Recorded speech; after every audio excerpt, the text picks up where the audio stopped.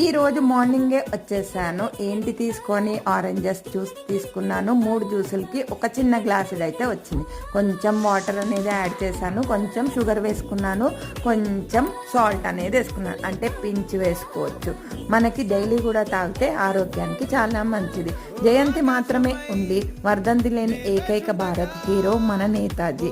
జననం తప్ప మరణం లేని ఏకైక మహానీయుడు. నీ జననం గొప్ప విషయం కాకపోవచ్చు, కానీ నీ మరణం గొప్ప విషయం అయ్యేలా నీ జీవితం మలుచుకోవాలి.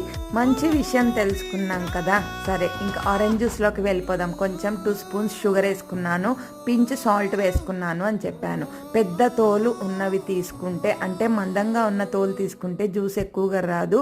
పల్చగా ఉండేది మనం ఆరెంజ్ తీసుకుంటే మనకి జ్యూస్ అనేది ఎక్కువగా వస్తుంది. ఈ టిప్పును తెలియని వాళ్ళు ఫాలో అవ్వండి. మరి ఆరెంజ్ జ్యూస్ హెల్త్కి చాలా మంచిది. మీరు కూడా తీసుకోండి. బాయ్.